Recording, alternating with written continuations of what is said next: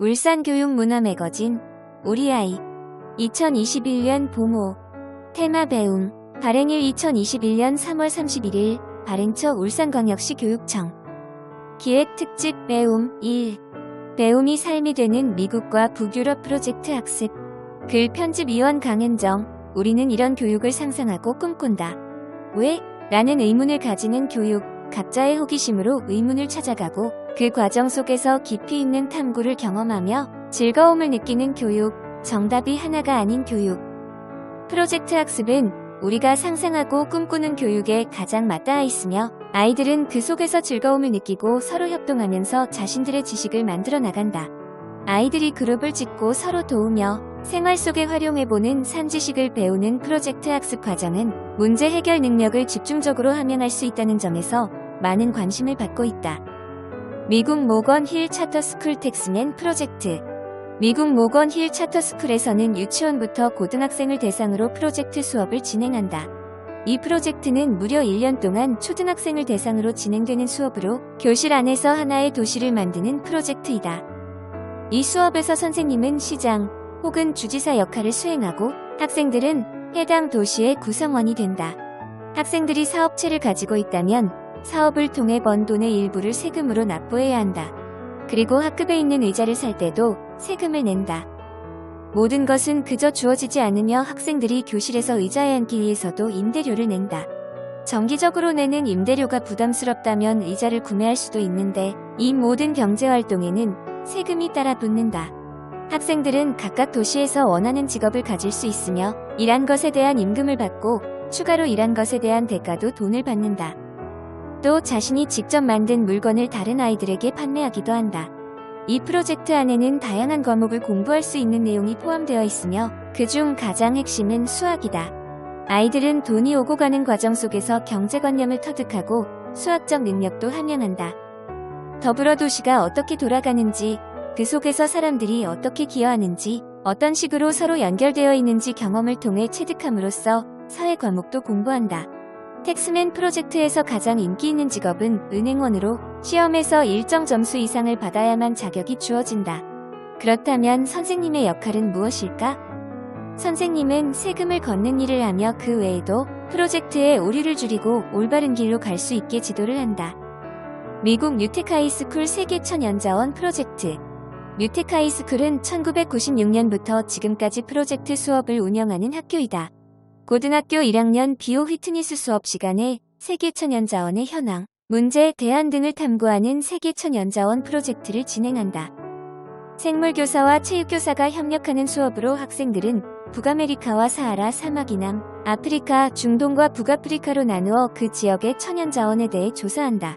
이 중 특히 기후변화와 관련하여 조사하는데 이를 통해 탄소순환, 기후변화, 생태학, 인권에 대해 배우게 된다. 학생들은 자원 부족 현상 때문에 인권 침해가 빈번하게 일어난다는 것까지 연결짓게 되고 체육 행사를 열어 인권 침해를 막기 위한 유니세프 자금 모금도 함께 해나간다. 또 관련 팟캐스트를 그룹별로 제작하는 활동도 한다.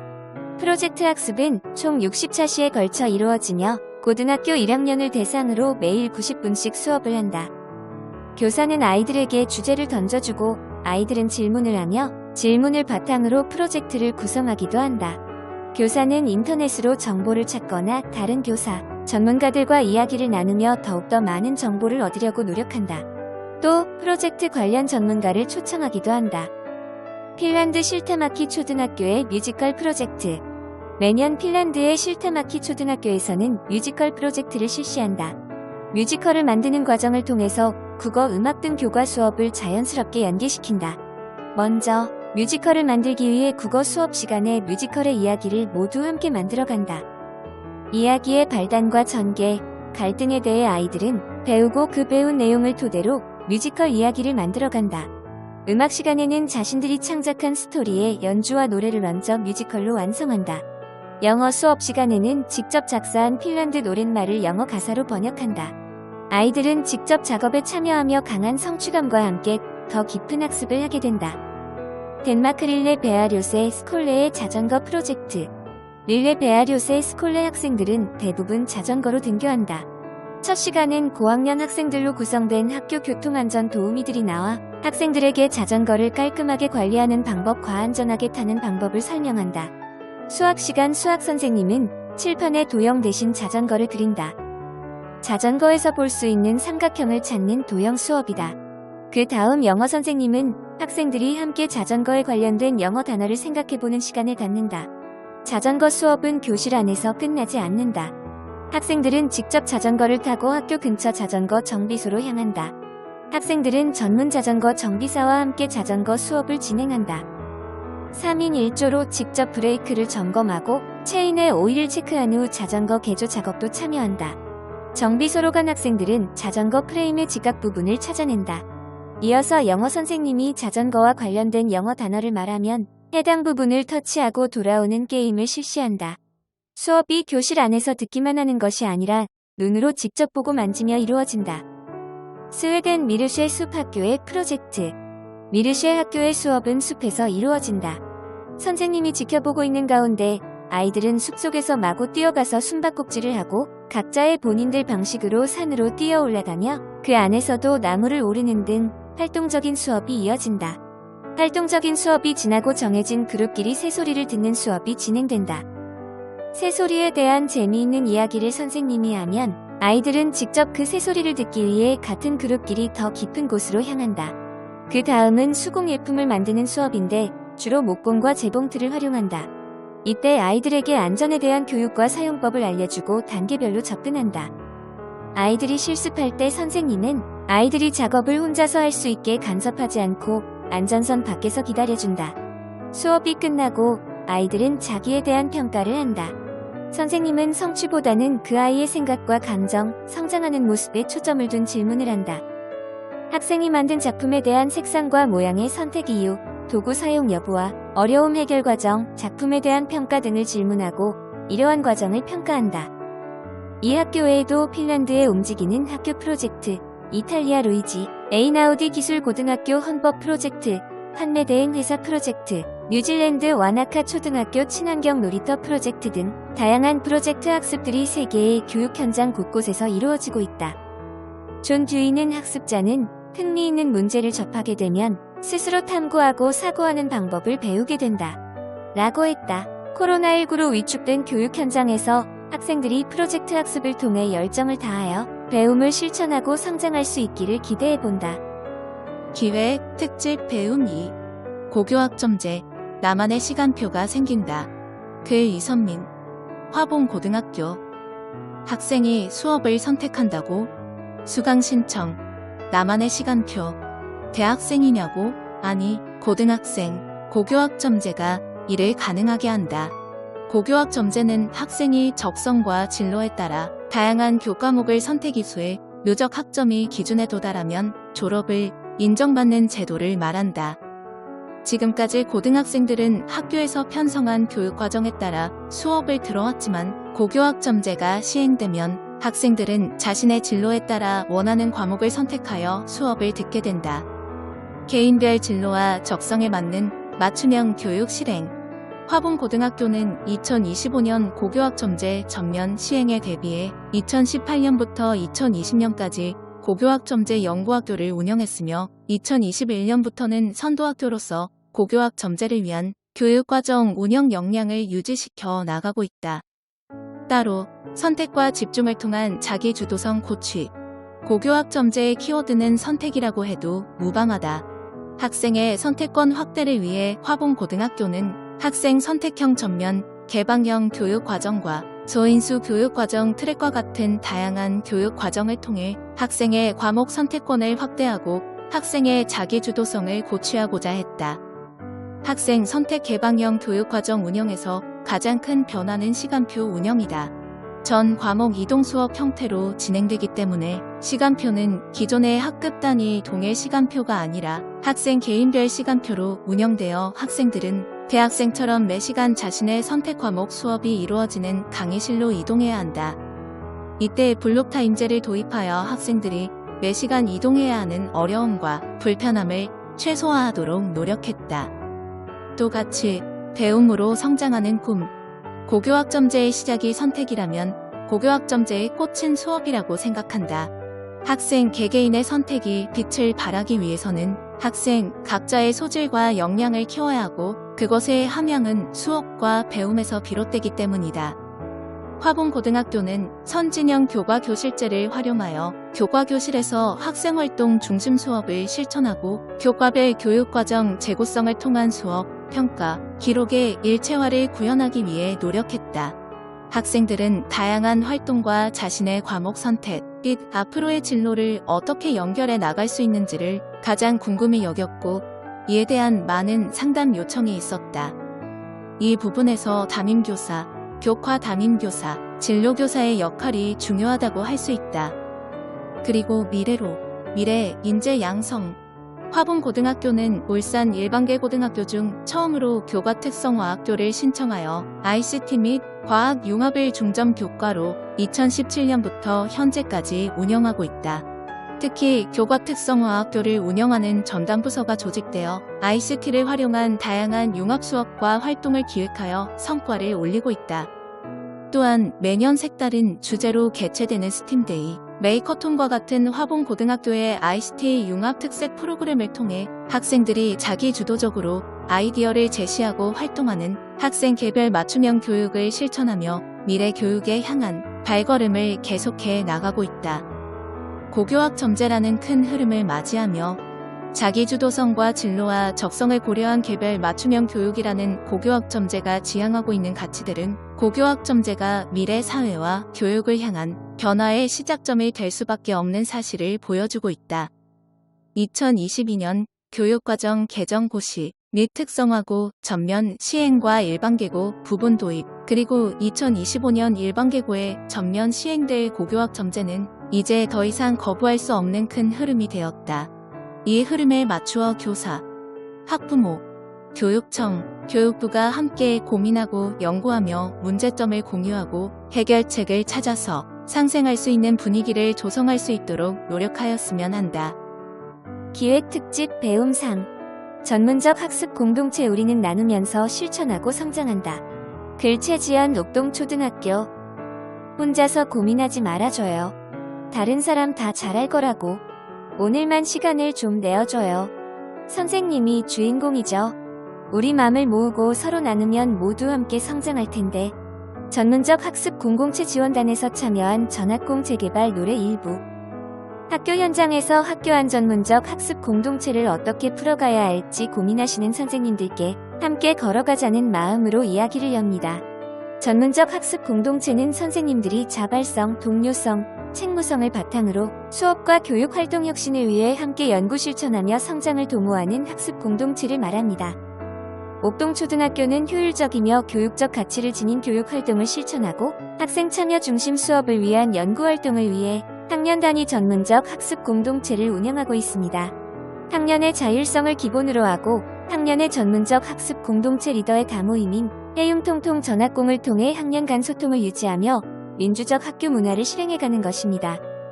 작년에는 연초에 전 교원이 함께 다모임을 하여 전문적 학습 공동체의 비전을 세우고 서로의 비전을 공유하는 시간을 가지며 시작을 했다면 올해는 주면수를 통해 학년별 전문적 학습 공동체 운영 방향을 세우는 시간을 가지며 시작하였습니다. 1년을 함께할 학년별 전문적 학습 공동체의 구성원들이 지향하는 가치를 담아 전학공의 이름을 정하기도 하였습니다.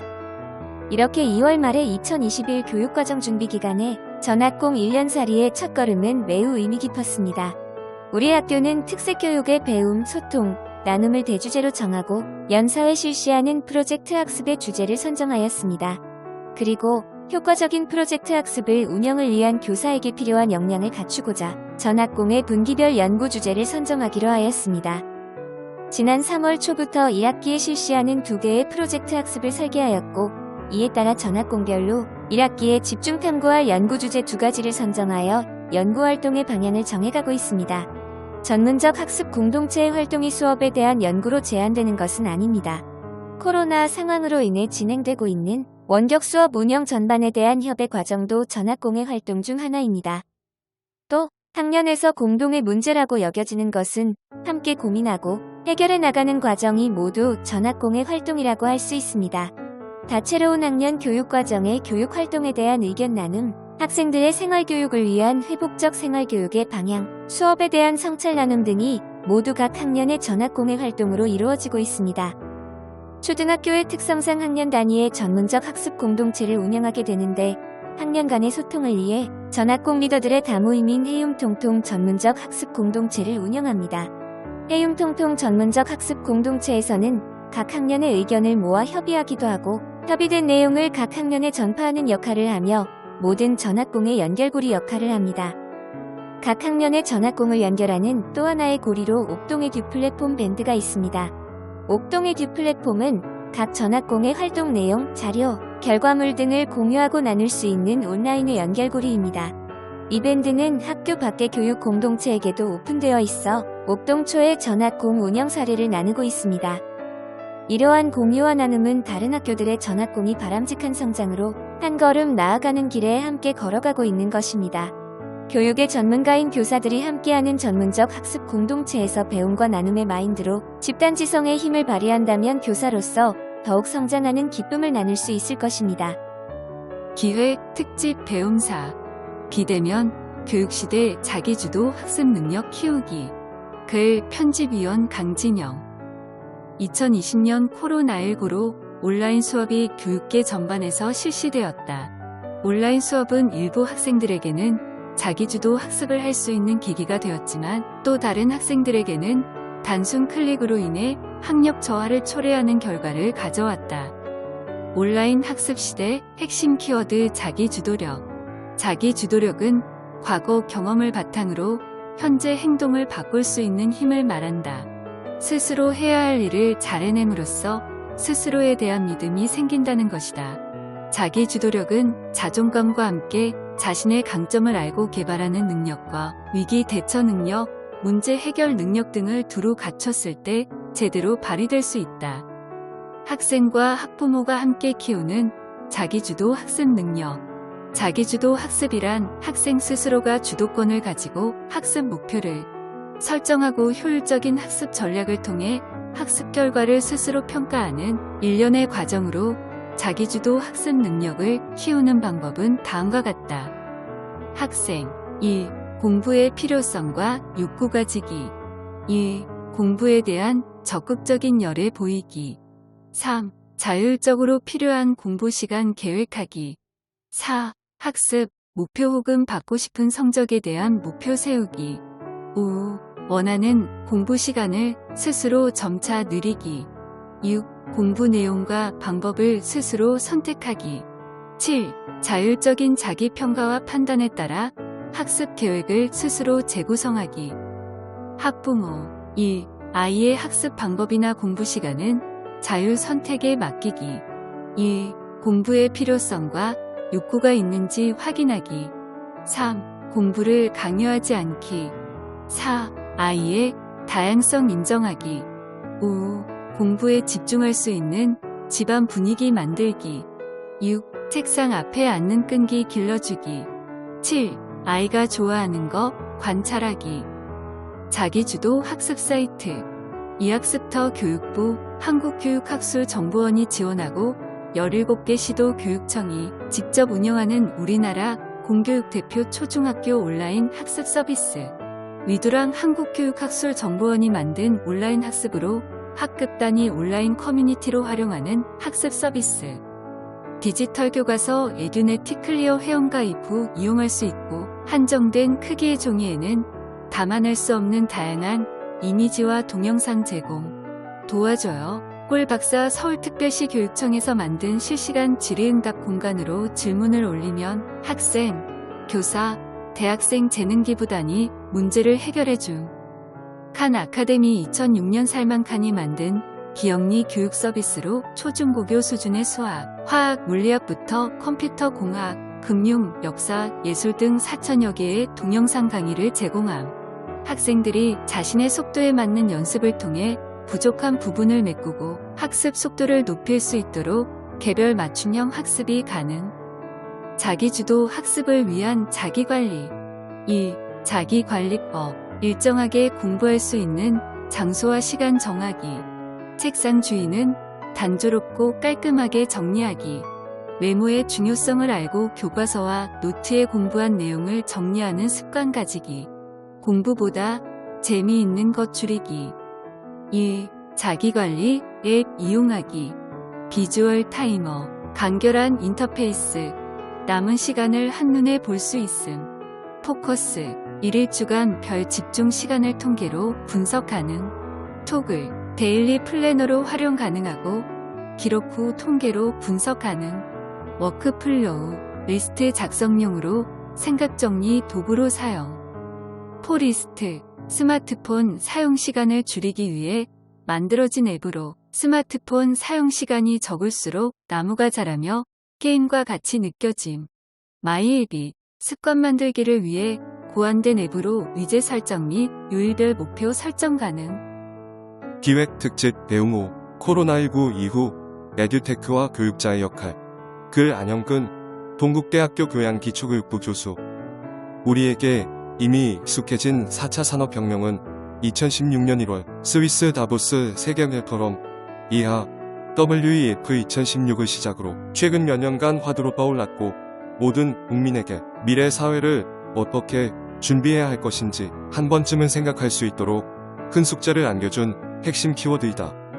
4차 산업혁명은 산업 전 분야와 ICT, 정보통신기술 융합으로 생겨난 디지털 기술로 촉발되는 초연결 기반의 지능화 혁명이다. 핵심이 되는 인프라로는 클라우드, 빅데이터, 사물인터넷, 모바일, 인공지능 등이 있다. 인공지능과 로봇의 발달에 따른 미래 직업의 변화.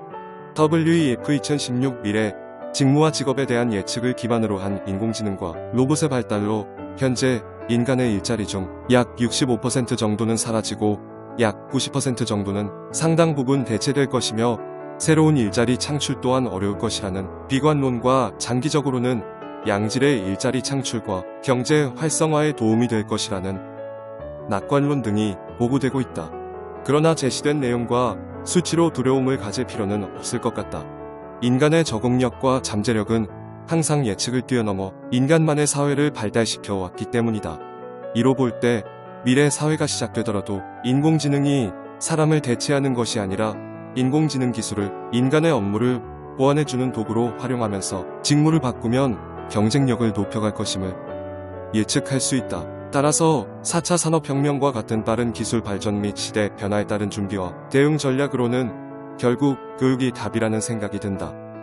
언택트 시대의 도래. 전 세계적으로 4차 산업혁명의 디지털 전환 시대에 대응하기 위해 모든 산업 분야가 빠르게 변화하기 시작했지만 공교롭게도 교육 분야는 디지털 전환 취약 분야 중 하나였다. 현실 속 한국 교육 분야의 디지털 전환 수준 또한 막상 다를 바가 없었다. 그러나 2020년 코로나19로 인해 경제활동뿐만 아니라 문화, 의료 등 거의 모든 분야에서 온라인 비대면 방식의 언택트 문화가 급속도로 확산되면서 디지털 전환 서비스가 시험대에 올랐으며 다양한 비대면 사회활동과 소통 방식이 생활화되면서 언택트 시대가 뉴노멀로 자리를 잡고 있다. 산업통상자원부의 작년 12월 매출 동향 조사 자료에 따르면 쿠팡, 11번가, 마켓컬리 등과 같은 온라인 유통업체 매출이 급증하였으나 백화점, 대형마트, 편의점 등 오프라인 유통업체는 매출이 감소하여 이에 대응하기 위해 온라인 판매 배송 서비스를 추진하는 등의 변화를 가져오고 있다. 교육 분야도 비대면 온라인 교육이라는 피할 수 없는 선택과 마주하게 되었다. 우리나라 역사상 처음으로 온라인 개학과 디지털 원격 수업이 이루어지면서 교육 인프라, 콘텐츠 수업의 질 등은 매우 부족하다는 평가를 받았다. 그러나 이후 비대면 원격 수업을 본격적으로 활성화하기 위한 법제도, 인프라, 시스템 구축 등 관련 사항을 준비하고 이에 대비하는 노력의 성과로 4차 산업혁명의 핵심인 디지털 전환을 한층 더 가속화하였다. 최근 정부는 디지털 일자리 시대가 열린다는 점을 강조하고 디지털 인프라와 빅데이터 관련 산업을 준비해야 한다고 발표하면서 비대면 에듀테크 산업 육성 추가 계획을 발표하였다. 에듀테크를 활용한 미래 교육. 에듀테크는 교육과 기술의 합성어로 교육의 최신 ICT 기술을 접목해 기존 서비스를 개선하거나 새로운 서비스를 제공하는 것 또는 교육 서비스를 개선하거나 새로운 가치를 제공하는 데 활용되는 기술을 의미한다. 에듀테크와 유사한 개념으로 이러닝, 스마트 러닝 등이 있다.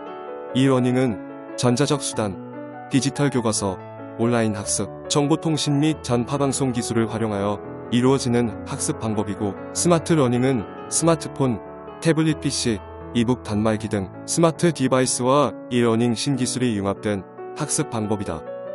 반면에 에듀테크는 인공지능, AR, VR, 빅데이터, 블록체인 등 데이터와 소프트웨어를 기반으로 학습자에 대한 분석과 의사소통, 정보관리를 쉽게 함으로써 학습, 성과를 제고시키고 개인별 맞춤 수업이 가능한 학습 방법이다. 정부는 과거에 머물러서는 교육의 미래는 없다 라는 슬로건 하에 디지털 뉴딜 정책을 발표하고, 이를 통해 디지털화와 에듀테크 기반 인프라를 대대적으로 구축할 계획이다. 전국 초중고 38만 교실에 와이파이 존을 구축하고 전국 38개 국립대, 노후 서버 및 네트워크 장비 등의 전면 교체를 추진한다. 또한 10개 권역별 미래교육센터와 원격 교육지원센터를 설치 및 운영할 계획이다. 이러한 점을 볼 때 정부는 코로나19로 인한 교육의 위기를 에듀테크 산업 활성화를 통하여 디지털화를 선도할 기회 만들고자 하는 듯하다. 에듀테크 교육에서 활용하는 인공지능이 일반화되면서 혼합교육, AI 플러스 AR, VR 등에서 체험한 학습 과정 및 학습을 통한 지식 정도를 개인별 맞춤 수업 방식으로 바꾸거나 대화, 학습, 수업 준비는 물론 수업 결과 예측까지 가능해지고 있다. 이러한 인공지능을 활용한 에듀테크의 빠른 발전 및 진화를 위해 글로벌 기업들은 인공지능 기술 개발을 서두르고 있다. 사례로 IBM 왓슨이 내장된 소프트뱅크사의 태포는 상대의 감정을 살펴가며 기분 좋은 거짓말까지 할 수 있는 수준이며, 초등학생들과 감정을 교류하며 학습, 도우미 역할을 하는 대표적인 인공지능 로봇이다. 한국에서는 금융, 서점, 의료, 유통 등 다양한 분야에 도입하여 사용하고 있다. IBM 왓슨이 내장된 지러스는 조지아텍 공대의 인공지능 대학 조교로 활동하는 로봇이며, 페이스북이 만든 인공지능 챗봇 너디파이 봇은 수학과 과학 과목 중심으로 채팅을 통하여 질문을 하면 완벽에 가깝게 답변해 준다고 한다. 이처럼 빠르게 발전하는 인공지능과 빅데이터 산업은 효과적인 학습을 돕는 교육용 로봇을 개발하는 원동력이 될 것이고, 에듀테크 기술의 발전으로 미래 교육은 더 진화시킬 것으로 전망된다. 교육자의 역할, 유아와 학생뿐 아니라 일반인, 직장인, 노인 재교육에 있어도 디지털화와 기술 발전은 앞으로 더 중요한 역할을 할 것으로 보인다. 또한 미래의 에듀테크는 보다 깊이 있는 학습과 복잡한 데이터 분석을 위한 기술을 가능하게 하고, 인공지능과 클라우드, 빅데이터 등을 활용한 개인별 맞춤 수업으로 더 발전할 것이라 생각한다. 다만 학생들이 디지털 교육 자료와 소통하면서 호시 역량, 비판적인 사고 및 문제 해결 능력, 의사소통 능력, 협업 능력, 창의력 등을 갖도록 도와주는 데는 에듀테크 기술로도 한계가 있기 때문에 현재 상황에서 교사의 역할이 무엇보다 중요하다. WEF 2016 직업의 미래 보고서에 따르면 교사라는 직업이 가장 나중에 기계로 대체될 것이라고 한다. 과거에는 교육자의 가르침이 중요한 역할을 했다면 미래 교육자는 커뮤니티 매니저로서의 역할이 중요해질 것이기 때문이다. 이렇듯 미래 교육은 교사의 역할 변화를 요구하며, 이에 따른 창의적 교육을 위한 새로운 역량을 가질 필요가 있어 보인다. 그리고 코로나19 이후 에듀테크 교육 환경으로의 변화 수용은 선택이 아니라 필수이며, 최신 기술과의 협력을 통한 미래 교육 경쟁력을 높여가야 한다. 기획 특집 배움 6. 선현들의 배움터. 글, 편집위원 김하영. 현대의 우리는 삶을 살아가는 데 필요한 기초 지식을 학교에서 배웁니다. 그렇다면 과거에는 어디에서 배울 수 있었을까요? 지금부터 과거의 배움터에 대해 알아보겠습니다. 조선시대의 교육기관은 크게 관학과 사학으로 구분됩니다. 관학은 국가에서 설립하고 운영하는 곳으로 성균관, 사부학당, 현교가 있습니다. 사학은 일종의 사립학교로 서원, 서당 등이 있습니다. 서당, 현대의 초등학교에 해당하는 서당은 기초교육을 담당하는 교육기관으로 고려시대 때도 여러 곳에 설립되어 있었으나 조선시대에 그 수가 더 늘어나 대부분의 마을에 설립되었습니다. 서당은 소규모로 운영되었기 때문에 학생의 능력에 맞게 학업 속도의 차이를 둔 개별학습을 할 수 있었습니다. 교육은 강독, 제술, 습자로 나누어졌으며 강독은 천자문을 시작으로 동몽선습, 사자소학 등의 기초교육이 이루어졌습니다.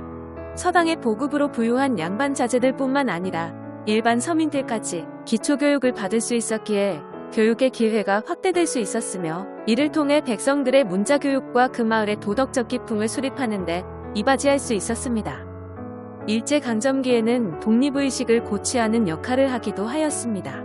현재까지 남아있는 책시시는 학생이 서당에서 책 한 권을 마쳤을 때 행하던 의례로 학동의 학업 성취를 독려하기도 하고 선생님의 노고에 답례하는 뜻이 담겨 있습니다.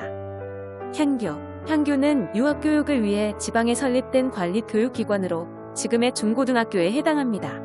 향교는 고려시대부터 존재했지만 조선의 지배 이념인 유학을 향촌 사회에 보급하여 백성을 교화하려는 목적으로 세종 때 전국 대부분의 군현에 널리 설립되었습니다. 중앙에서 교관을 파견하여 교육을 담당하게 하였고 학생에게는 군역을 면제하는 특권을 주었습니다. 학생들은 주로 소학과 사서오경을 배웠으며 일강, 월과, 도회 등 다양한 방법으로 평가를 받았습니다. 향교는 교육의 역할뿐만 아니라 공자와 선현들의 위패나 영정을 모시고 제사를 지내는 제향의 역할도 함께 하였습니다.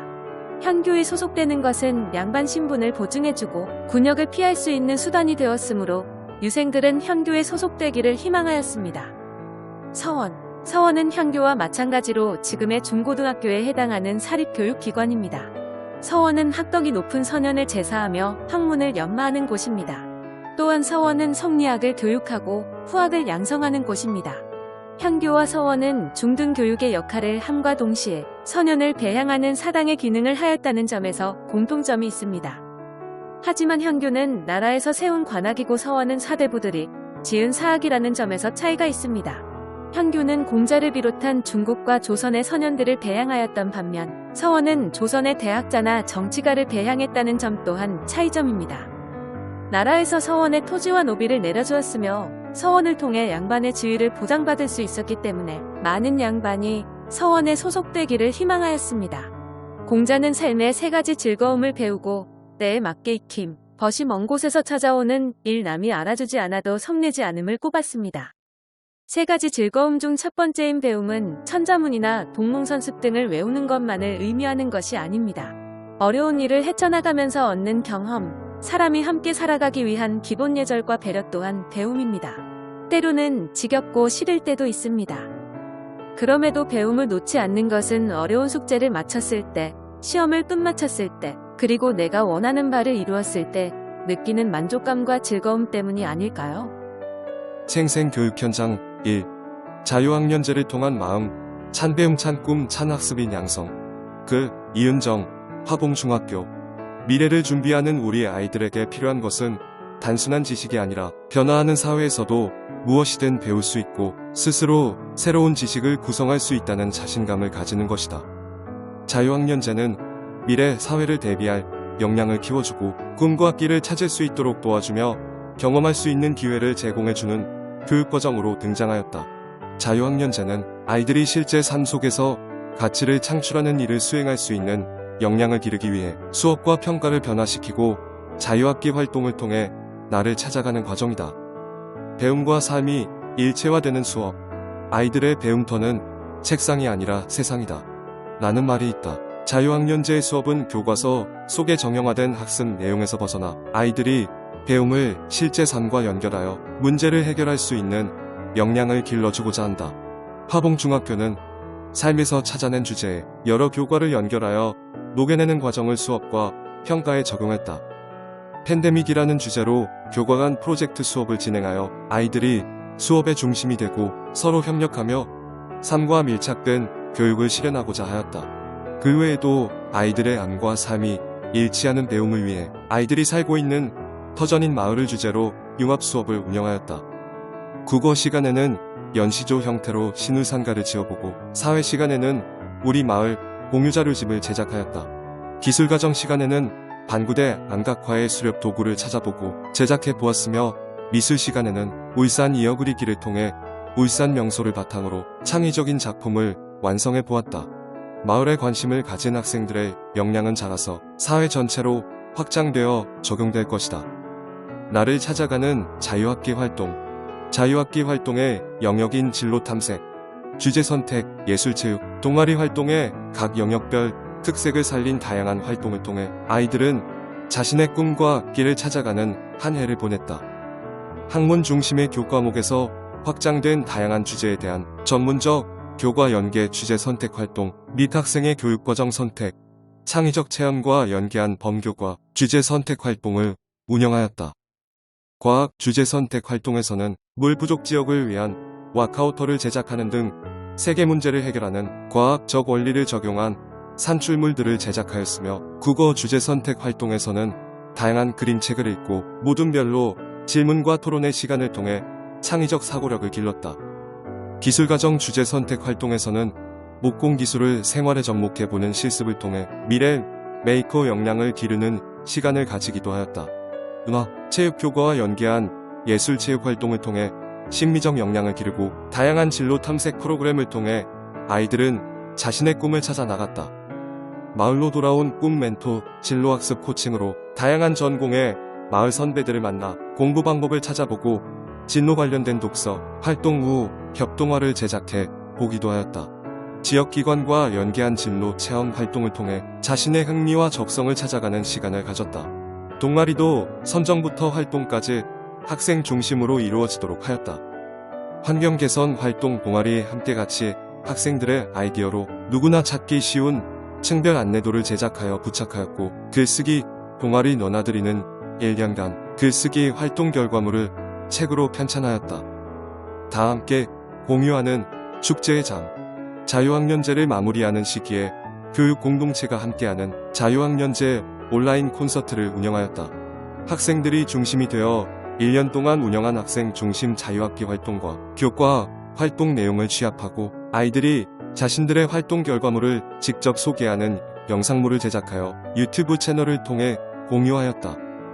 아이들은 칭찬받고 지지받는 경험을 통해 성취감과 자신감을 가지게 되고, 그러한 감정들은 자신의 꿈을 향해 노력하는 원동력이 되었을 것이다.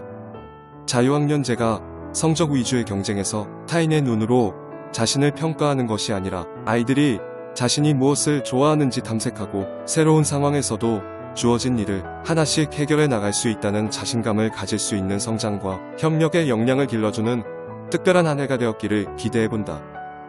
생생교육 현장 2. 마을에서 배우는 아이들. 정성이 가득 담긴 자리에서는 아이들도 정성을 다한다. 글 김진희, 마을학교 담일 아이들. 지난 여름 담일 아이들은 마을 선생님을 만나 예절과 차 마시는 법을 배웠습니다. 박재상 유적지 치산서원에 들어서자 정마루에는 가실이 마련되어 있습니다. 옥방마을에 사는 마을 선생님이 집에 피어있는 꽃과 나뭇잎을 꺾어와 장식한 자리는 정성이 가득 담겼습니다. 우와, 예쁘다. 이게 뭐예요? 하며 아이들은 웅성웅성하기 시작합니다. 마을 선생님의 지도로 아이들은 제법 진지한 표정으로 인사하는 법을 배워 손을 배꼽 앞에 겹쳐 놓고 허리를 숙입니다. 다실에서는 찬물 따르는 소리, 찻잔 소리 말고는 아무 소리도 안 나는 거예요. 라고 하니 아이들은 가만히 선생님이 차를 우리는 모습을 보며 찬물이 쪼르르 흐르는 소리를 듣습니다. 이렇게 다도 예절을 배운 후에는 아이들이 마시기 좋게 연하고 부드럽게 우려낸 녹차와 선생님이 손수 만들어 오신 다식을 먹습니다. 꿀과 콩고물을 묻힌 다식이 인기가 있습니다. 허리를 곧게 펴고 앉아 두 손으로 찻잔을 들고 조용히 차를 마십니다. 아이들도 정성을 다합니다. 코로나19로 인해 학교에서는 모이기 힘들 때 학교 밖 마을에서는 아이들을 위해 치산서원을 개방해 주었습니다. 가끔 부모님과 이곳을 찾았던 아이들도 있지만 대청마루에 앉아 차를 마시는 일은 처음입니다. 차를 마신 뒤 아이들은 도화지를 꺼내 스케치를 합니다. 멀리 산을 보며 그리는 아이, 서원 마당에 있는 나무를 그리는 아이, 서원 입구문을 그리는 아이, 붓을 들고 진지하게 그림을 그리는 아이들의 모습을 보니 옛날 서당이 꼭 이랬을 것 같습니다. 우리가 살고 있는 두동에서 마을 탐험을 한 뒤 그림을 그렸습니다. 아이들이 열심히 그린 창의적이고 환상적인 그림들로 9월 말에서 10월 초 2주 동안 전시회를 열었습니다. 아이들이 전시회를 기획하며 제목도 정했습니다. 단일 아이들의 작은 미술관 물론 홍보도 아이들이 직접 합니다. 글씨를 쓰고 그림을 그려 배너를 만들었습니다. 세상 어떤 디자이너보다 훌륭한 작가입니다. 마을 문화 공간으로 자리 잡은 떤 카페에서 장소를 제공했고 단일 아이들의 마을 사랑과 예술 사랑이 담긴 작품으로 전시회가 시작됩니다. 직접 피아노 연주로 축하 공연을 하고 작가가 된 단일 아이들은 한 명씩 자기 작품을 설명합니다. 떨려요. 뭐라고 말하지? 하면서 잠깐 생각해보더니 이야기를 합니다. 내가 나무를 그렸는데 아빠 새가 똥을 쌌어. 이게 새똥이야. 두동에서 블러드문을 본 적이 있어서 그렸어요. 학교 뒤 놀이터에 그네가 있는데 눈에 보여서 그렸어요. 이 그림은 작가의 집에서 키우는 강아지 코코를 그린 것입니다. 놀이터에 있는 시계를 그리려고 했는데 꽃처럼 되었어요. 할머니 집 담벼락을 그렸는데요. 이게 제일 그리기 쉬웠어요. 빨갛고 노란 꽃들이 마당에 핀 게 예뻤어요. 우리 동네 개울가를 그렸어요. 자드락 숲을 그렸어요. 재미있었어요. 우리 집 마당에 있는 나무를 그렸는데 두껍게 그리기 위해 임파스토 기법으로 표현했습니다. 우리 집에서 노는 게 좋아서 집을 그렸어요. 우리 마을이 조금 평범한 것 같아 경주 불국사를 그렸어요. 아이들은 멋진 작가이자 도슨트가 되었습니다. 전시회를 관람한 어른들은 아이들에게 응원의 메시지를 적어주었습니다. 두동의 아티스트들이라고 써주셔서 아이들은 어깨가 으쓱 올라갔습니다. 두동 마을 연출, 단일아이들 주연인 전시회라고 할 수 있습니다. 영화였다면 함께 해주신 분들이라고 이름이 쭉 올라갔을 것입니다. 이렇게 말이죠. 비조마을 7초회관 만화공감, 비조마을 정훈의 집 마당, 시산서원, 박재상 유적지 보존회, 두동면 행정복지센터 소회의실, 책방 카페 바이오니, 두동초 운동장, 놀이터, 파도체험, 사공미술 사공이 되어 산으로 가는 미술시간. 그리고 단일 아이들의 작은 전시회를 따뜻한 마음으로 봐주신 두동 마을 분들 모두 단일 아이들이 잘 놀고 잘 배울 수 있게 도와주셔서 감사합니다.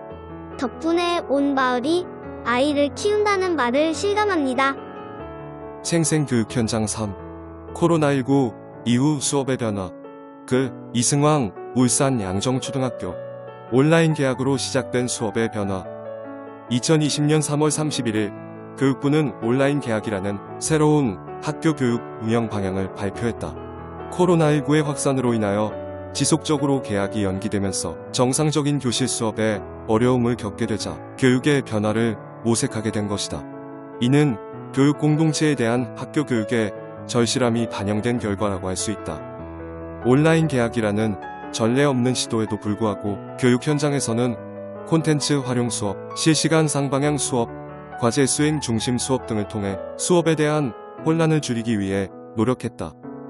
원격 수업의 기반, 원격 수업의 적용과 함께 다양한 학습 플랫폼이 관심을 받게 되었는데 이학습터, EBS 온라인 클래스, 위두랑 등과 같은 콘텐츠 활용이 가능한 플랫폼과 줌, 구글 미트, MS 팀즈, 온더 라이브 등과 같은 실시간 쌍방향 수업이 가능한 영상 회의 플랫폼이 대표적이다. 이처럼 온라인 개학과 동시에 원격 수업이 가능했던 것도 사실은 오랫동안 교실 수업에서 디지털 콘텐츠의 활용을 통해 원격 수업에 대한 가능성을 점검한 결과이기도 하다. 특히 2007년 3월 디지털 교과서 상용화 추진 방안을 통해 제안된 이후 지속적으로 논의된 결과로 개발된 디지털 교과서는 그동안 교실 수업에서는 큰 관심을 받지 못했으나 원격 수업에서는 활용도가 급격히 증가하기에 이르렀다. 의사소통, 환경의 변화, 모바일의 등장은 삶의 여러 모습을 변하게 만들었을 뿐만 아니라 학습의 방법도 다양하게 하는 계기가 되었다. 특히 매체의 발달과 의사소통의 변화는 직접적인 영향을 주었다.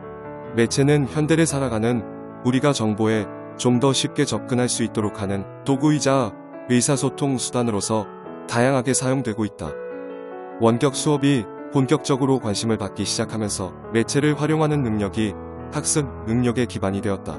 이와 함께 교육 현장에서도 이른바 스마트한 교육 환경으로 변화를 모색하고 있다. 그렇다면 이렇게 스마트한 교육 환경에서는 과연 스마트하게 수업이 이루어지고 효과적으로 역량이 신장되는가? 교육에 대하여 관심을 기울이고 있는 사람들에게는 이러한 의문이 생길 수밖에 없다.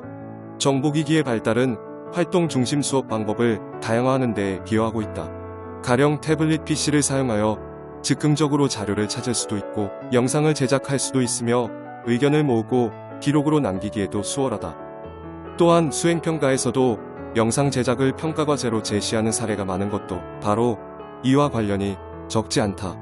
그럼에도 교실 수업 상황에서 교사들은 학생들이 텍스트를 읽어내는 능력은 어느 정도인가 를 고민하게 되는데, 이것은 학습자의 문식성이 학습 능력과 직간접적으로 관련이 있기 때문이다. 미래교육을 위한 문식성 신장. 코로나19 이후 전통적으로 이루어지던 교실 수업뿐만 아니라 학습 플랫폼을 활용하거나 실시간으로 소통하는 수업 등 학습 상황은 좀 더 다양해졌다. 앞으로 디지털을 기반으로 하는 다양한 콘텐츠가 개발되고 적용될 것이며, 학습자의 학습 과정이나 결과를 빅데이터를 통해서 분석하고 개선하는 작업도 병행될 것이다. 그럼에도 학습자가 스스로 학습에 대한 과정을 점검하고 조정하는 이른바 학습 주체로서의 역량의 기반을 마련하는 것이 선행되어야 한다. 이에 따라 문자 언어뿐만 아니라 음악, 이미지, 소리, 그림 등을 비롯한 복합적인 양식의 텍스트와 문화에 대하여 이해하고 표현할 수 있는 능력으로서의 문식성 신장에 관심을 기울일 필요가 있다. 어서와. 여기 처음이지. 1. 더 좋은 교육을 꿈꾸는 교육자들과 함께 가는 울산교육연수원. 글 안승문 울산교육연수원 원장. 새로운 교육으로의 대전환. 코로나19 대유행으로 거리두기가 일상화되면서 우리는 지금까지 한 번도 겪어보지 못한 새로운 교육의 세계를 만나고 있다. 교사들은 물론 모든 학생과 학부모들도 새로운 상황에 적응하기 위한 다양한 시도를 하면서 난국을 이겨내기 위해 힘쓰고 있다. 만나고 대화하고 소통하는 것을 기본으로 이루어져 왔던 전통적인 학교 교육은 온라인으로 또는 온라인과 오프라인의 결합으로 이루어지는 아주 새로운 교육으로의 전환을 요구받고 있다. 교육의 대전환은 이제 피할 수 없는 시대적 과제가 되었다. 새로운 교육으로의 대전환은 어떻게 가능할까? 학교나 가정에 와이파이망을 정비하고 학생들 개개인이 사용할 수 있는 노트북이나 패드 등 물리적인 여건을 갖추어주는 것은 예산을 투입하면 해결되는 일이다. 그러나 지금까지와는 다른 새로운 교육이 가능하게 하는 핵심 관건은 바로 그것을 실행할 수 있는 교사들의 역량이다. 학생들이 프로젝트를 세우고 그것을 스스로 실행하는 과정에서 배움이 일어나도록 하는 아주 새로운 교육을 실천할 수 있는 교사들의 역량이다. 그와 같이 새로운 교육으로의 변화를 이끌 수 있도록 교원은 물론 행정직원들의 역량을 기르기 위한 새롭고 실험적인 연수가 준비되고 있는 연수원이 있다. 울산시 북구 무룡로 1093에 있는 울산교육연수원이 그것이다. 오랜 시간 동안 풍광 좋은 방어진 대왕암공원에 있다가 2020년 10월에 강동 정자항 인근으로 이전해온 울산교육연수원은 교사들로 하여금 교육 대전환의 시대를 주체적으로 만들어갈 수 있도록 하기 위한 연수, 미래지향적인 교육의 시대를 앞서서 준비하는 연수를 하기 위해 노력하고 있다. 울산교육연수원의 변화를 이끄는 힘. 울산교육연수원의 변화를 만들어내고 있는 힘은 다름 아닌 탁월한 연수 디자이너로 변신하여 더 좋은 연수를 기획하고 진행하기 위해 노력하는 교육연구사와 주무관, 과장과 부장들의 힘이다. 단지 좋은 강사진을 모셔서 시간표에 배치하여 명강의 모자이크를 만드는 것이 아니라 연수생들이 자기 전문성 향상을 위해서 탐구하고 소통하고 협력하면서 연수를 알차게 만들어가도록 지원하겠다는 자세로 열심히 일하는 구성원들의 힘이다. 각각의 연수마다 대상자들에게 최고의 만족감을 줄 수 있는 연수를 만들기 위해 협력하고 수기하고 토론하는 문화 또한 울산교육연수원의 변화를 이끄는 힘이다.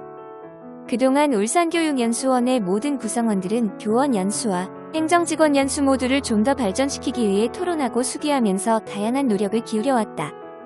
특히 울산의 교사들이 더 좋은 교육으로 혁신하라는 사회적 요구, 다양해진 학생과 학부모들의 요구, 갖가지 사회 문제들로 인해 발생하는 학생들의 문제, 인터넷과 정보기술의 발달 등 수많은 도전 과제들에 적절하게 부응할 수 있는 역량을 기르기 위해 노력해왔다. 그 중에서도 특히 학생들이 주도해가는 수업 만들기, 학교 운영 시스템이나 학교 문화를 새롭게 혁신하기 위한 사례와 경험 나누기 등을 특히 강조해왔다. 이처럼 시대적 요구에 부응하는 연수를 만들기 위해서 울산교육연수원에서는 연수원 내부 구성원들은 물론 시교육청의 교육 전문 직원과 행정직원, 각급 학교 교원들의 다양한 의견과 요구를 수렴하고 다른 시도의 좋은 사례들을 벤치마킹하면서 연수를 혁신하기 위한 노력을 기울여왔다. 특히 교육감을 위원장으로 본청 주요 간부들과 지역교육장과 직속기관장 등이 참여하는 울산교육연수위원회를 설치하여 연수 발전을 위한 범교육청 차원의 논의를 거쳐 연수 혁신 전략을 세우고 실행해왔다. 더 좋은 교육 연수를 향한 도전, 울산형 연수체제. 울산교육연수원에서는 울산 전체 학교의 문화와 풍토를 개선하고 수업 혁신에 직접 도움이 되는 특별한 연수를 울산형 연수체제라는 이름으로 준비해왔다. 2020년 하반기부터 기획을 시작하여 2020년 말부터 학교에 알리고 준비하여 2021년 3월부터 본격 추진하고 있다. 울산형 연수체제는 3개의 전략적 과제로 구성되는데 학교 단위 연수, 학교 밖 교사 네트워크 연수, 미래교육 전문가 연수 등이 그것이다.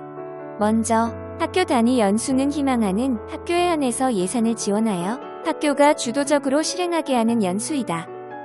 학교의 모든 교원들이 함께 참여하는 것을 원칙으로 하며 격월로 하루의 오후 시간을 비워서 3시간 동안 진행하는 워크숍형 연수를 권장하고 있다.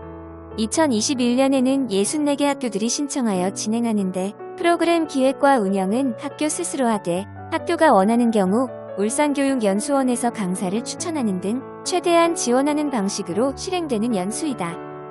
둘째, 학교 밖 교사 네트워크 연수는 동일한 교과 교사들이나 동학년 교사들이 모여서 수업 혁신과 교육 전문성 향상을 위한 노력을 함께하도록 하는 연수이다. 이 연수는 희망하는 교사들이 기획팀을 구성하여 자율적이고 창의적으로 연수를 기획, 운영할 수 있게 하는 특징을 가지는데 총 60개의 교사 네트워크를 지원할 예정이다. 연수원에서는 네트워크별 기획팀 교사들이 최고의 연수를 기획할 수 있게 따로 워크숍을 지원하고 좋은 강사를 추천하는 등 최대한 지원을 한다. 특히 60개 네트워크의 연수 계획을 전체 교사들에게 안내하고 연수 자료집 파일을 공유하는 등의 지원을 통해 가능한 한 많은 교사들이 서로 연결되고 네트워크가 확대될 수 있도록 지원할 예정이다. 셋째, 미래교육 전문가 연수는 새롭게 변화하는 시대 흐름과 사회적 요구에 발맞춰 울산 교육을 변화 발전시키기 위해 앞장서 노력하고자 하는 교사들을 위한 아주 특별한 연수이다. 오래된 과거형 교육 패러다임을 뛰어넘어 미래지향적인 새로운 교육을 실행할 수 있는 마인드와 기술로 무장한 전문가가 되겠다는 교사들에게 교수를 뛰어넘을 수 있는 수업 방법, 퍼실리테이션이나 코칭 등을 익히게 하는 연수이다. 미래교육 전문가 연수는 강의를 최소화하고 온오프라인을 결합한 블렌디드 러닝 기법을 활용하며 팀 프로젝트나 워크숍 등 다양한 형태로 이루어지게 된다. 울산교육연수원에서는 이와 같은 3개의 핵심 과제들 외에도 신규 교사 멘토링 연수, 전문적 학습 공동체 연수, 학생 글로벌 도전 프로젝트 등을 특별한 프로젝트로 추진하고 있다. 아울러 짧지만 큰 영감을 주는 2시간의 특별한 강연을 줌과 유튜브 등으로 중계하고 교사는 물론 학부모와 학생, 누구나 언제든지 볼 수 있는 콘텐츠를 만들어가는 새로운 방식의 연수도 준비하고 있다. 모든 이들의 배움과 성장, 행복한 삶을 위하여 현재 교사들은 크나큰 도전 과제를 마주하고 있으며 이전과는 아주 다른 역할을 요구받고 있다. AI의 급속한 발전 등 급격한 시대 변화의 한가운데서 아주 새로운 역할을 요구받고 있다. 수업이나 학교 생활 이외에도 양극화 등 사회 문제나 가정적 요인으로 인해 고통받거나 차별받는 학생들을 보살피는 일 등 새로 생겨나는 많은 문제들도 외면할 수 없다. 이 땅의 교사들은 이 모든 문제들을 그냥 지나칠 수 없으며 어떻게든 정면으로 마주하고 풀어내기 위해 노력해야 한다. 울산교육연수원은 울산의 모든 교직원들이 새로운 시대가 요구하는 교육, 학생들이 절실히 필요로 하는 교육을 할 수 있도록 더 좋은 연수를 만들기 위해 더욱 노력하려 한다. 울산의 교사들이 아이들의 행복한 삶과 즐거운 배움, 건강한 성장을 위해 최선을 다할 수 있도록 적극 지원하려 한다. 나아가 학생들이 저마다 가진 가능성의 싹을 발견하고 키워주는 교육자들이 더욱 많아지도록 지원하는 연수원이 되기 위해 노력할 것이다. 울산 교육의 중심은 언제나 학생이므로 어서 여기 처음이지. 이 인터뷰 내 삶을 키우는 또 하나의 선택. 한국방송통신대학교 울산지역대학 인터뷰 취재 편집위원 안준일. 도전하는 삶은 무료하기만 하던 나날들을 가슴 뛰게 하고 자신감으로 채워지게 한다. 배움을 향해 현재 마주한 현실의 제약을 이겨내고 도전하는 이들의 이야기는 더 이상 드라마의 주인공 이야기가 아니다. 발전하는 미래와 성장을 꿈꾸는 한국방송통신대학교 울산지역대학 제45대 총학생회 이원석 회장을 만나보았다. 반갑습니다. 총학생회장님, 학교 소개 부탁드립니다. 안녕하세요. 국립한국방송통신대학교 울산지역대학 제45대 총학생회장 이원석입니다. 우리 학교는 우리나라 최초의 국립원격대학이고 세계에서 두 번째로 생긴 원격대학입니다. 경제적인 어려움이나 지리적 여건 등으로 대학에 진학하지 못하고 자신의 꿈을 포기하는 이들에게 또 다른 기회를 제공하고 있습니다. 또한 사회생활을 하면서 일반 교양이나 취미, 직업교육 등 평생교육 차원에서 접근하는 사람들에게 최적화된 배움터라고 자부합니다. 방송통신대학교를 선택하신 특별한 이유가 있으신가요? 저는 생계를 책임져야 하는 현실로 인해 학업을 이어나갈 수 없었던 과거의 순간들이 항상 가슴 언저리에 남아 있었습니다. 학업에 대한 열망을 다시금 채우고자 할 때 주변 지인들을 통해 우리 학교를 알게 되었습니다. 다시 학업을 시작하는 것에 대한 설렘과 함께 과연 환갑을 바라보는 이 나이에 다시 펜을 잡고 학업을 이어가서 졸업을 할 수 있을까 하는 두려움에 망설이기도 했습니다. 하지만 이젠 올해가 지나면 꿈에 그리던 졸업을 합니다. 그리고 평생 학업에 대한 또 다른 꿈을 이루기 위해 다른 학과에 편입도 하고 한국방송통신대학교 대학원도 진학하려 합니다. 방송통신대학교의 장단점은 어떤 것이 있을까요? 우리 학교의 원격 수업 체제는 시간과 장소에 구애되지 않고 수업을 들을 수 있도록 구현되고 있어 코로나19 시대에 꼭 맞는 학습 환경을 갖추고 있다고 생각합니다. 울산뿐만 아니라 전국 곳곳에 지역대학이 있어 인사 발령이나 개인 사정으로 다른 지역으로 이사를 하더라도 수업을 들을 수 있습니다.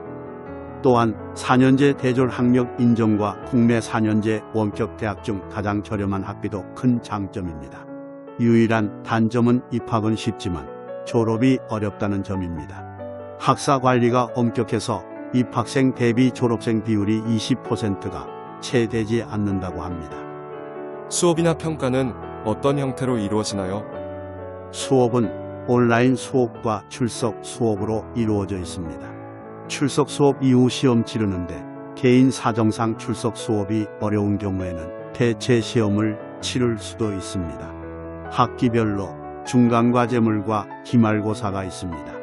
F학점이 나온 과목은 학점 재취득을 위해 계절 수업도 운영되고 있습니다.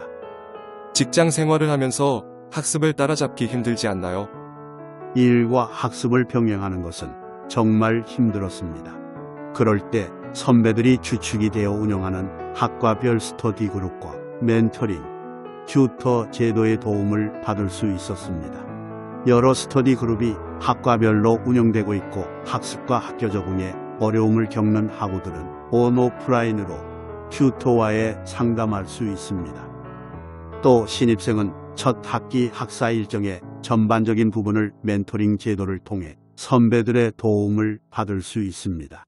그 외에도 여러 학우들과 어울려 사진, 토론 등 다양한 동아리 활동을 통해 스트레스를 해소할 수 있습니다. 끝으로 방송통신대학교를 통해 자기 발전, 성장의 가치를 실현하고자 하는 분들에게 선배로서 한 말씀 해주실 수 있으실까요? 공부는 때가 있다는 말도 있지만 저는 믿지 않습니다. 공부는 언제 하는 것이 중요한 것이 아니라 지금 하고 있냐는 것이 중요합니다. 인생의 배움은 끝이 없습니다. 배움을 계속하는 한 우리는 영원한 청춘이며 젊음입니다. 늦었다고 포기하거나 좌절하지 마시고 방송통신대학교로 오십시오. 이 글을 읽는 모든 분이 새로운 도전 정신으로 인생의 목표를 다시 설정했으면 좋겠습니다. 공감터, 배움을 즐기다, 나를 새롭게 하는 배움, 그 허동기 청솔초등학교 교장. 오래전에 근무했던 학교의 교무실에 교학상장이란 액자가 걸려 있었다. 그땐 매일 이 글귀를 보면서도 큰 감흥이 없었는데 시간이 지날수록 가르치고 배우면서 함께 성장한다는 이 글귀가 마음에 남는 것은 가르침과 배움의 관계를 아주 잘 설명하고 있기 때문인 것 같다. 교학상장과 더불어 일상생활에서의 변화를 추구하려던 마음은 교장으로 임용된 이후 약 10년간 체계적인 과정을 설정한 것은 아니었지만 우리 문화재와 역사에 많은 관심을 가지고 경주박물관대학을 등록하여 수강하게 되었고 보다 체계적인 학습의 필요성을 느껴 2013학년도에 한국방송통신대학교에 편입하여 졸업하였다.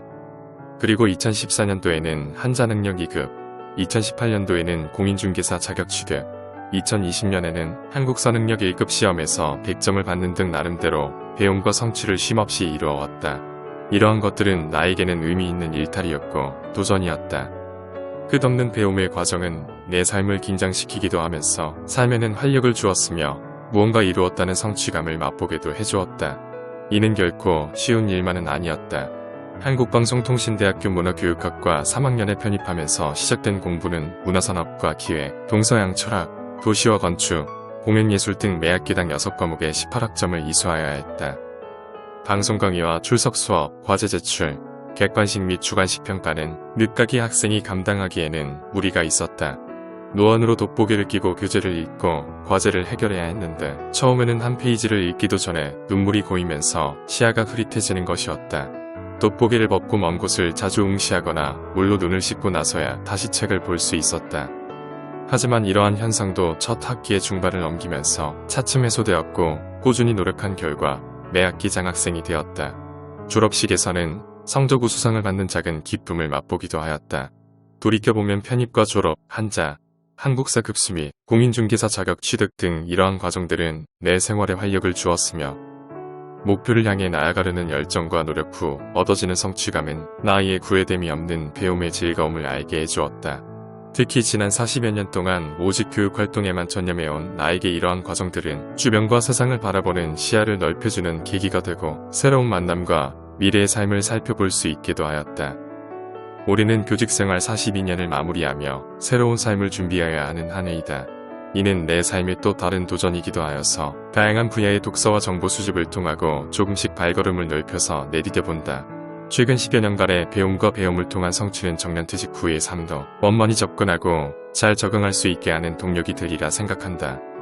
사회의 변화는 무척 빠르고 새로운 것들이 끊임없이 생성되고 있으나 빠르게 변화하는 사회는 오히려 자신을 드러낼 좋은 기회가 되고 자신의 가치를 드높이는 계기가 될 것이다. 그러나 이러한 때에 눈에 잘 띄며 겉으로 드러나는 현상에만 집중하다가 정말 우리가 추구해야 할 깊이 있는 본질을 놓치는 수가 있음을 항상 경계하고 조심해야 한다. 주변을 둘러보니 알고 싶은 것들이 너무 많아 끊임없이 배움을 지속하도록 하고 있다. 늘 배움을 즐기는 사람이 되어 나를 새롭게 해보려고 한다. 계절과 식탁, 봄이 오는 맛. 방풍나물. 글 옥혜정. 두광중학교. 이게 뭐지? 입안에서 퍼지는 쌉싸름하면서도 달짝지근한 맛. 그리고 특유의 향과 식감. 첫 느낌이 그랬다.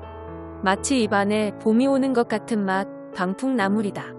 코로나19로 인해 지친 몸과 마음이 새로운 출발을 알리는 봄을 기다리고 있나 보다. 파릇파릇한 새싹에 마음이 설레지만 봄에 같이 오는 불청객인 미세먼지와 황사, 더군다나 코로나19까지. 이럴 때 입을 즐겁게 하는 봄나물, 방풍나물로 면역력과 건강을 챙겨보는 것은 어떨까?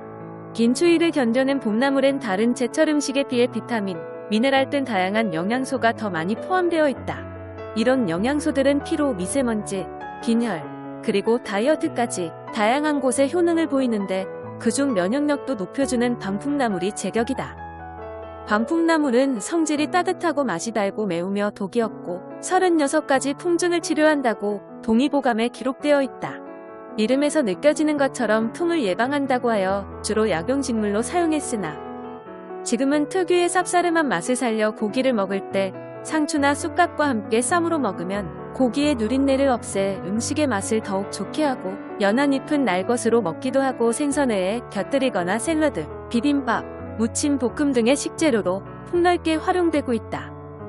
방풍나물의 어린 순은 식감이 좋고 향긋한 맛을 지녀 주로 나물이나 생채로 무쳐 먹으면 좋은데 요즘 같은 환절기 면역력 증진을 위해서 오늘 저녁 상차림에 된장, 고추장, 간장 등 여러 양념과도 잘 어울리는 방풍나물 무침을 반찬으로 올려놔도 좋을 것 같다. 방풍나물 고르는 법. 방풍나물을 구입할 때는 잎이 신선하고 줄기가 길지 않으며 향기가 좋은 것을 고른다. 잎의 색은 연한 녹색을 띠는 것이 좋다. 방풍나물은 어린 새순이 가장 부드럽고 맛있는데 너무 자란 것은 억세기 때문에 맛이 없다. 방풍나물 손질법. 방풍나물은 흐르는 물에 깨끗이 씻고 굵은 줄기는 먹기가 질김으로 떼어낸다. 데쳐서 나물로 먹을 때는 살짝 데친 후 물기를 꽉 짜서 사용한다. 또 말린 후 가루를 내어 반죽에 사용할 수도 있다. 방풍나물의 영양 및 효능. 1. 칼륨이 매우 풍부하고 칼슘과 인, 철분 등의 무기질이 다량 함유되어 있다. 또한 비타민 B군과 베타카로틴이 풍부해 감기, 두통, 발한, 거담 등의 증세에 효능이 있다. 2. 단백질과 식이섬유가 풍부하고 유기산과 임페라토린, 푸소랄렌, 베르갑텐 등의 정유 성분 또한 풍부하게 들어있다. 특히 뿌리에는 쿠마린, 퓨세다놀, 움벨리페론 등의 정유 성분이 있어 항균 작용을 하며 염증 억제 효과가 있다. 3. 황사 등 미세먼지와 중금속 배출을 돕고 해독작용을 하며 근육통에도 효과적이다. 4. 신경성 스트레스를 완화해주기도 하며 불면증과 피부질환 치료에 도움을 준다. 5. 우리 몸의 염증 매개체인 사이토카인을 억제하는 성분이 함유되어 있어 염증 관련 질환에도 효과가 있다. 방풍나물 무침 만드는 법. 1. 방풍나물은 잡티와 단단한 줄기는 버리고 어린 순을 추려 깨끗이 씻는다. 2. 끓는 물에 소금을 약간 넣고 데친 후 찬물에 헹궈 물기를 꽉 짠 후 송송 썬다. 3. 분량의 양념 재료를 만들어 이에 넣고 살살 버무린 후 깨를 뿌린다. 방풍나물 무침, 식재료 1인량 중등학생 기준. 방풍나물 40g, 된장 4g, 마늘 0.5g, 참깨 0.3g, 들기름 0.7g, 굵은 소금 약간, 된장 대신 고추장을 사용해도 좋다. 또 다른 나, 슬기로운 취미생활. 글, 편집 이원 김민지. 초등학교에 입학하는 신입생의 자기소개서부터 취업을 준비하는 취준생의 이력서까지 우리는 취미가 뭐예요? 라는 질문을 참 많이 하고 많이 듣는다. 그때마다 나에게는 그 가벼운 질문이 참으로도 무겁게 느껴졌다. 뭔가 색다르고 상대의 흥미를 끌만한 취미를 말하고 싶었지만 대한민국의 7차 교육과정 속에서 나는 그럴싸한 취미를 가지지 못한 채 어른이 되었다. 비로소 직장을 가진 후에야 그 대단한 취미를 가지기 위한 노력을 시작했다. 그 첫 시작은 피아노였는데 거금을 들여 학원에 등록했지만 연습 한 번 하고 진도카드에는 3개의 원을 새까맣게 칠하던 9세의 어린이는 20년이 지난 지금도 크게 변하지 않았다. 이후에도 여전히 컬러링북 칠하기, 필사, 스도쿠, 수학문제 풀기, 펠트 브로치 만들기, 필라테스 등 많은 취미생활을 시도하고 있다. 그중 가장 최근에 시작하여 꾸준히 하고 있는 취미생활은 바로 꽃꽂이다. 사실 처음에는 꽃을 그다지 좋아하지도 않고 손재주도 없는 일명 똥손인 터라 큰 흥미 없이 단순히 직장 내 동아리 활동으로 시작했다. 직접 해보기 전에는 꽃다발이 원래부터 꽃다발인 줄만 알았지 플로리스트의 취향과 감각으로 여러 종류의 꽃이 모여 만들어진다는 사실을 인지하지 못했다. 그러나 여러 사람들과 어울려 직접 그것을 만들어 보니 각자의 취향과 감각, 감성에 따라 각기 다른 꽃다발이 만들어진다는 것을 깨닫게 되었다. 이러한 과정이 조직 생활과 비슷하다는 생각을 하게 되며 조직에 대한 이해도와 적응력도 높일 수 있었다. 또 형형색색의 꽃과 푸른 풀을 보고 있으니 하루 종일 컴퓨터 모니터만 쳐다보고 있느라 생긴 시각적 피로도 해소되는 듯했다. 뿐만 아니라 이전에는 길에 예쁘게 피어있는 꽃을 봐도 별 감흥 없이 지나치던 내가 어느새 개인 SNS에서도 플로리스트들을 팔로우하며 예쁜 꽃 사진을 모으고 있다. 색다른 취미생활로 인해 심리적으로도 안정된 느낌을 받고 나아가 삶의 질이 향상되었다고 생각한다. 지금 많이 지쳐있다면 다양한 경험과 시도를 통해 나만의 취미를 찾아보는 게 어떨까? 백년학교 개교 115주년의 역사가 살아 숨쉬는 언양초등학교 역사관. 글 서민정 언양초등학교. 언양초등학교 역사관 소개. 1906년 사립영명학교로 개교하여 올해로 개교 115주년의 긴 역사를 간직한 언양초등학교는 자랑스러운 동문들을 배출하면서 울산교육의 한 축을 이루어온 역사와 전통을 자랑하는 학교다. 언양읍성에 자리 잡은 언양초등학교는 2015년 3월 1일자 읍성 밖에 신축 교사로 이전 개교하게 되었으며 이후 학교 역사관을 개관하게 되었다. 역사관 입구 자랑스러운 언양인. 역사관은 언양초등학교 본관 3층에 있으며 2.5교실 규모이다. 역사관을 들어서기 전 입구에 언양초등학교를 빛낸 자랑스러운 동문들이라는 문구가 눈길을 끈다. 긴 역사를 자랑하는 언양초등학교는 12,635명의 동문들을 배출하였으며 그중 대중들에게 잘 알려진 졸업생들도 다수 포함되어 있다. 대표적으로 소설가 오영수와 신격호 전 회장이 있다. 단편소설 작가인 소설가 오영수는 언양초등학교 제11회 졸업생으로 그의 대표적인 작품으로는 화산대기, 갯마을, 메아리 등이 있다. 또 롯데그룹의 창립자인 신격호 전 회장은 언양초등학교 제20회 졸업생으로 1967년 이래 롯데제과 롯데호텔을 비롯한 20여 개의 기업체를 세계적인 그룹으로 성장시킨 기업인이다. 역사관 내부. 역사관 안으로 들어가면 언양교육방향, 학교 변천사, 주요 행사와 교육활동의 산출물인 각종 수상 및 표창, 트로피 등 언양교육의 역사를 보고 느낄 수 있는 공간이 잘 꾸며져 있다. 교명의 변화. 언양초등학교는 115년이라는 길고 긴 시간 동안 교명도 여러 번 바뀌었다. 현재 언양초등학교라는 이름을 갖기까지 총 8번이나 교명이 바뀌었다. 1911년 사립보통학교, 1913년 언양공립보통학교, 1938년 언산심상수학교, 1941년 언산공립초등학교, 1946년 언양공립초등학교, 1950년 언양국민학교를 지나 1996년에 언양초등학교로 교명이 정해졌다. 일제강점기 속 언양초등학교. 역사관에는 시대별 학습자료와 교육활동을 보여주는 물품들이 전시되어 있는데 눈에 띄는 것은 일제강점기 시대의 교육자료도 전시되어 있다는 것이다. 학교 안 역사관에서 일제강점기의 졸업앨범을 감상할 수 있다는 것은 긴 역사를 가진 학교만이 가질 수 있는 특권이 아닐까 싶다. 언양초등학교는 1915년 제1회 졸업생을 배출하였으며 일제강점기 졸업생에게 한글 졸업장을 수여하여 일제강점기 속에서도 꺾이지 않는 우리 민족의 정신을 보여주었다. 또 1920년대부터 30년대 초반까지는 많은 민족운동가를 배출하며 일제강점기 항일 독립운동의 구심점 역할을 했다. 현대의 언양초등학교 교육활동. 언양초등학교는 2006년에 전국 100대 교육과정 최우수학교, 2017년 전국 100대 교육과정 우수학교로 선정되는 영예를 안았다. 이는 언양초등학교가 교육부로부터 언양초등학교만의 특성화된 교육 프로그램을 인정받았다는 것으로 매우 의미 있는 결과이다.